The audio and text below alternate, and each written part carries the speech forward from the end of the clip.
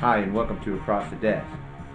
I'm not sure if you've noticed, you probably have if you looked at your sample ballot or if you're doing absentee and you've already got them, but you'll probably notice a section on the Oklahoma 2020 ballot on retaining Supreme Court justices, and that's what this show is about this week.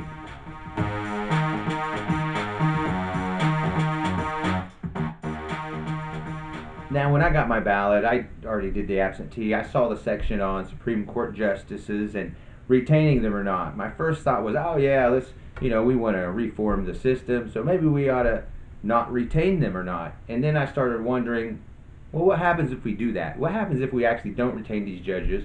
What's the process for replacing them? Well, one, we have a commission in Oklahoma that actually puts together a list of judges for our governor to pick from when it comes to vacant Supreme Court seats in the state of Oklahoma. So basically, what happens is a vacancy comes up, the governor goes to a list that this commission's put together for him, and he chooses out of it who's going to sit on the Supreme Court. Well, of course, the current governor is Kevin Stitt.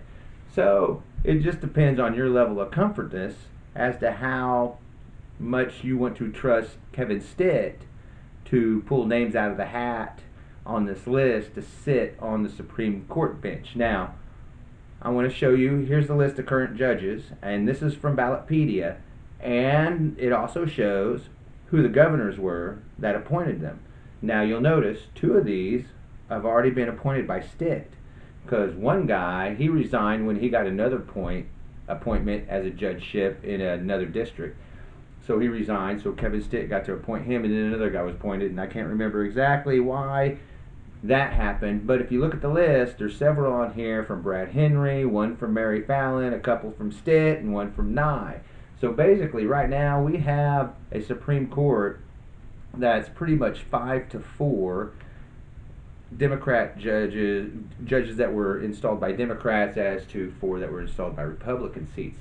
So basically what this does is it wants to put in there 3 judges. There's 3 judges on the ballot that to retain. One of these, Brad Henry, put on the bench.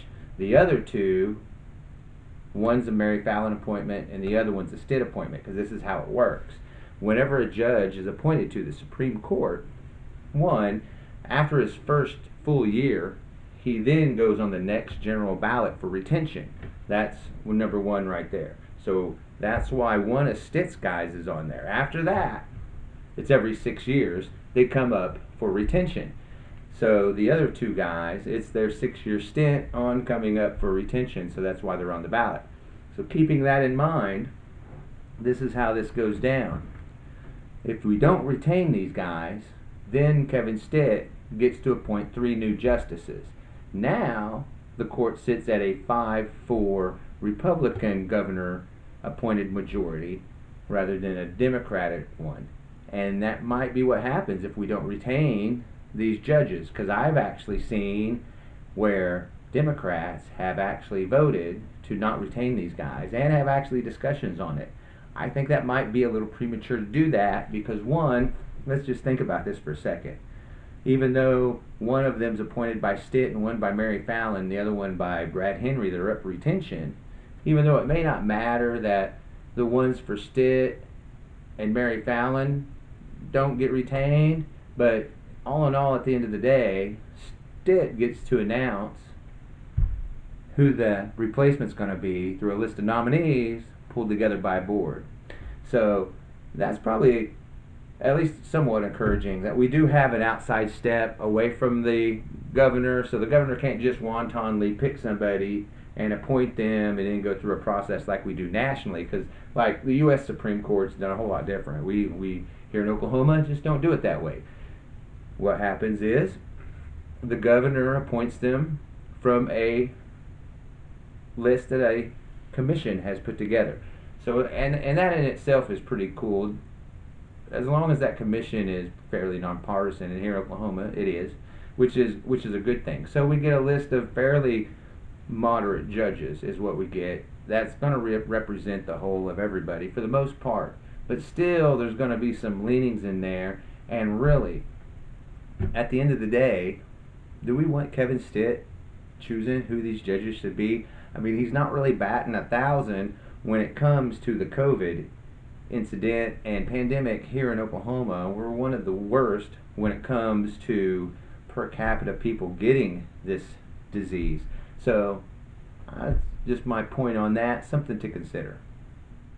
Another thing to point out about judicial nominations when it comes to Supreme Court that I found on Ballotpedia's site is, hey, you know what? Once there is a vacancy, let's say we don't retain the judges, once there's a vacancy, well, the governor has 60 days to name a replacement. If he doesn't name a replacement, then the Chief Justice gets to decide. I wanted to put that in there. That's a little twist that's thrown in. I'm almost positive Stitt will not give up the chance to use the power he has to appoint a Supreme Court justice. I think that he's already done it twice already in the short amount of time he's been there. So I expect him to do it again and well within the 60-day limit. But there is a chance that if he doesn't do it within 60 days, the Chief Justice of the Supreme Court would get to decide. Now, one thing I want to talk about is I've been talking about this commission, right? So what is it? Well, it's called the Oklahoma Judicial Nominating Commission. So what they do is they nominate justices. And what it is a panel of 15 people. And it's pretty cool how this works. This all came about in 1967 because in the early 60s and going back to really the 40s, there's been scandals in court systems and state Supreme Court systems in the United States at the time. Oklahoma was caught up in the middle of that, and because we used to elect our judges and everything else, and what they figured was we're going to do a process, we're going to do our own nominating process, and we kind of followed a model. And what this model does is it pools from people that are represented by the Oklahoma Bar. They get to vote on who they want on this commission through people. So there's a whole bunch of different people. There's unbarred lawyers, regular citizens, party affiliates from all parties are involved, and it's equal by equal amounts. So you get a really fair representation of what's going on in the state. So we can pool out these names on a list that the governor can choose from, which is pretty cool when you think about it. It's a really nifty mechanism that they came up with over 50 years ago to ensure that our judicial process was nonpartisan and that it was actually served justice and in the realm of being, equal justice and everything else, partisanship aside. So that's a pretty cool deal. 15 member appointed board, voted in through the bar and other means, and it's totally nonpartisan in the way they select the judges. And it's not just the Supreme Court. This goes down to other levels, criminal law and everything else. And I believe maybe there's another judge that actually is coming up for retention in another court that's on the list too, that Stitt would get to nominate as well, or get to choose from the list as well from the nominating committee. So that's how that works, which is a pretty cool thing we have here in Oklahoma. I know Stitt wants us to be a top 10 state, and really, this is one of the things that really puts us in for, top 10 states when it comes to how we nominate our judicial branch people when it comes to the state of Oklahoma. And that's how the judicial process when it comes to seating judges in Oklahoma happen. We have a commission that has 15 people seated to nominate judges, put them on a list. They give that to the governor so that, they don't just give it to them. And I guess what happens is if the judges aren't retained or they give up their seat or someone passes away, then the governor may ask for the list. The list goes to the governor chooses a name off of it that was put together by a commission, which helps to ensure that our judicial branch is free from partisan politics. Of course, there's some involved, right? The governor gets to decide off this list who gets to be seated. So there you have that part. At least it's dwindled down for them. I think they put the bumpers on to keep him in the lane, so that he's picking qualified people that have been vetted by a 15-panel board. I think that's important. So we're probably safe, whether you want to retain them or not.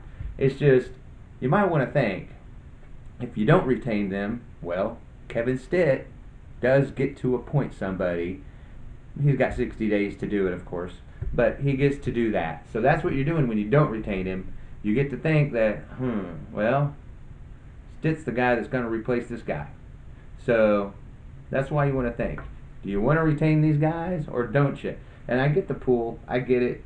The guy like Darby and Kane the Fourth, they're the ones that were seated by Fallon and Stitt respectively. You think, yeah, I'd get rid of those guys. But really, is that going to matter? Because Stitt's just going to turn around and nominate 2 other people. And if you get rid of the guy that Brad Henry did, well, then you're really reshaping the court in a different light. That's what I have on the vote this time. I think that 2020 is going to be interesting. It's already shaping up to be quite an October here. We got a little less than a month till Election Day, and we have a list of judges we're going to have to think about whether we want to retain them or not. And I kind of wanted to share with you the process on how we do it here in Oklahoma so that you'll know, hey, what happens if I don't retain these guys or retain them?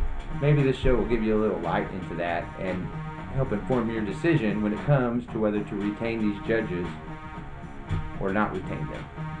Well, that's my show this week. Join us again next week on Across the Desk with Kit Fairchild.